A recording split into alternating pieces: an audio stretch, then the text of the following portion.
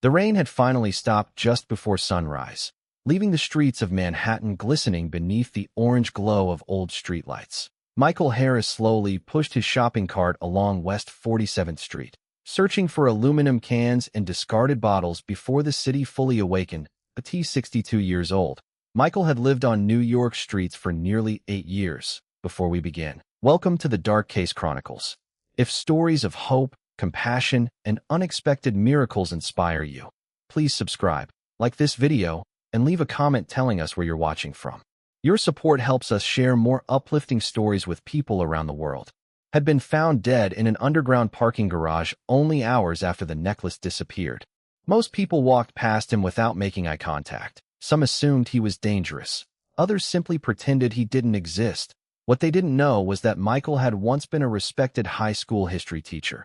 Everything changed after his wife died from cancer. Medical bills consumed his savings. Depression cost him his job. Eventually, he lost his apartment. Life had become an endless cycle of surviving one day at a time. Despite everything, Michael followed one rule his father had taught him decades earlier. If something isn't yours, don't keep it. That lesson would soon change hundreds of lives. As Michael turned into a narrow service alley behind a luxury jewelry district. Something sparkled beneath a newspaper soaked by the rain. At first he assumed it was broken glass. When he bent down, his breath caught that a magnificent diamond necklace rested inside a black velvet jewelry box. Even in the dim morning light, dozens of diamonds reflected brilliant flashes across the wet pavement. Michael carefully lifted the necklace. It felt incredibly heavy. The clasp carried the engraved initials E.M. He looked around. The alley was emptied. No cameras, no pedestrians, no one searching for lost jewelry that he knew immediately it had to be worth an extraordinary amount of money. For a brief moment, temptation whispered. Selling a single diamond could buy an apartment, a warm bed, food, a second chance. Instead, Michael closed the box. I'm taking this to the police. 40 minutes later, he walked into the Midtown precinct. The front desk officer barely looked up. Can I help you? Michael placed the velvet box on the counter.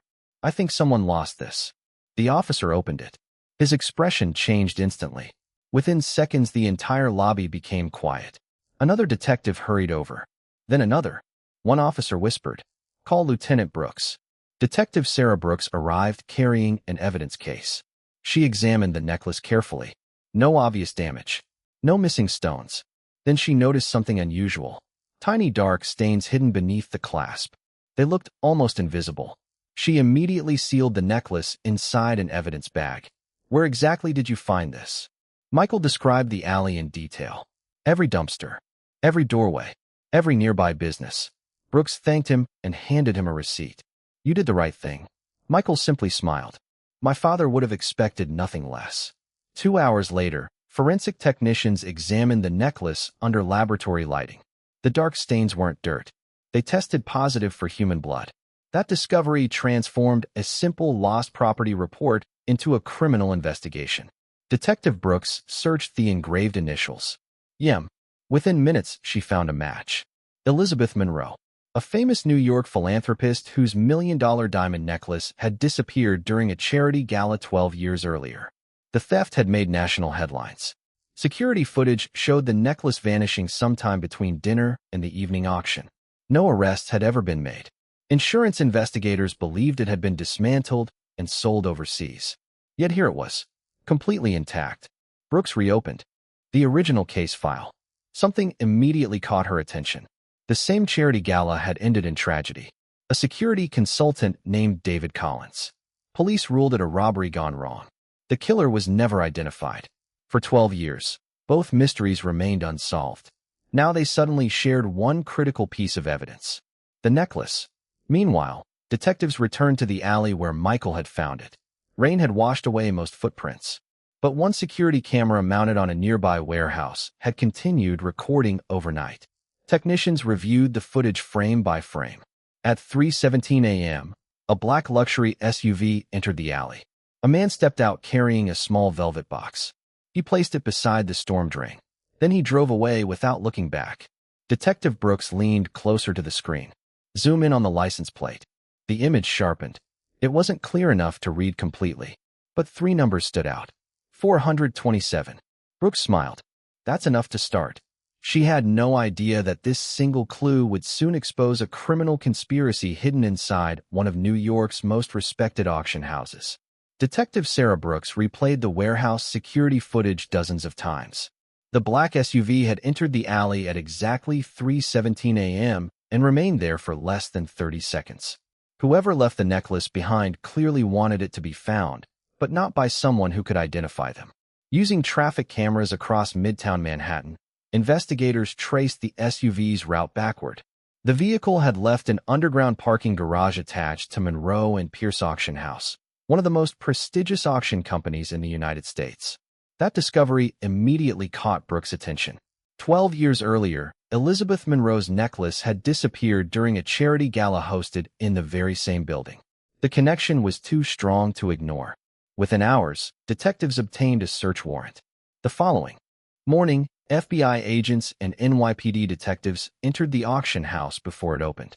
Employees watched silently as investigators examined financial records, security systems, and storage vaults. At first, everything appeared legitimate. Then a forensic accountant noticed something unusual. Several high-value jewelry transactions had been recorded using companies that no longer existed. Millions of dollars had passed through shell corporations before disappearing into overseas accounts. It looked less like a business error and more like a carefully organized laundering operation. Meanwhile, forensic scientists continued examining the necklace. Hidden beneath one of the diamonds, they discovered a tiny engraving that had never appeared in the original insurance report. It wasn't a jeweler's mark. It was a locker number. Locker 214. The number belonged to a private storage facility in Brooklyn. Detectives rushed to the location. Inside Locker 214, they found a locked steel case covered in dust. When technicians opened it, they uncovered documents, hard drives, passports, and ledgers detailing years of stolen jewelry sales. Even more shocking was a sealed envelope labeled, "If anything happens to me, give this to the police." Inside was a handwritten letter from David Collins, the security consultant who had died 12 years earlier. According to the letter, Collins had discovered that a group of executives and international art brokers were secretly replacing priceless jewelry with expertly crafted replicas during charity events and private auctions. When Collins threatened to expose the operation, he realized his life was in danger. Before he could meet investigators, he was killed. The necklace had vanished the same night, not because it had been stolen for profit, but because it contained evidence that could identify the entire criminal network. The investigation expanded overnight. Federal agents arrested 3 former auction executives and 2 international brokers. Search warrants uncovered millions of dollars in stolen jewelry hidden in climate-controlled vaults across New York and New Jersey. One suspect, however, remained missing: Richard Hawthorne, the former chief operating officer of Monroe and Pierce Auction House. According to financial records, Hawthorne had secretly controlled nearly every shell company investigators had uncovered. Brooks believed he was the mastermind. Then came an unexpected break. Michael Harris, the homeless man who had returned the necklace, was watching television at a neighborhood shelter when he recognized Hawthorne during a news report. He remembered seeing the same man only 2 days before discovering the necklace. Hawthorne had entered a private marina on the Hudson River carrying a black travel bag. Michael immediately contacted Detective Brooks. His memory gave investigators exactly what they needed. Federal agents surrounded the marina before sunrise. Dozens of boats rocked gently against the docks. As officers searched the area, one yacht slowly began pulling away from the pier. Brooks recognized Hawthorne standing at the helm. "Move," she shouted. Marine patrol boats raced after the yacht, while helicopters tracked it from above. After a tense pursuit across the Hudson, Hawthorne realized escape was impossible. He stopped the engine and surrendered. Inside the yacht, agents recovered nearly $18 million in cash, rare gemstones, forged documents, and encrypted hard drives containing records of more than 50 unsolved jewelry thefts dating back 2 decades. The evidence was overwhelming. Months later, the federal trial captivated the nation. Prosecutors demonstrated how Hawthorne's organization had infiltrated elite charity events, museums, and auction houses, replacing priceless jewelry with replicas before laundering the originals through international buyers.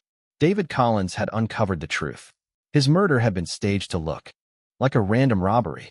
The $1 million necklace had remained hidden for years because its concealed engraving pointed directly to the storage locker containing the conspiracy's records.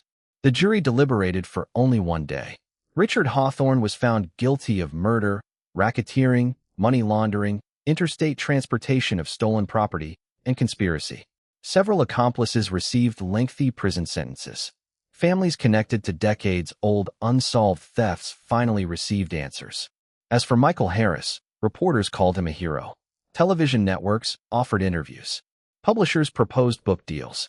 He politely declined most of them. The city recognized his honesty with a public award, and a charitable foundation helped him secure housing and reconnect with former colleagues. One afternoon, Detective Brooks visited Michael at his new apartment.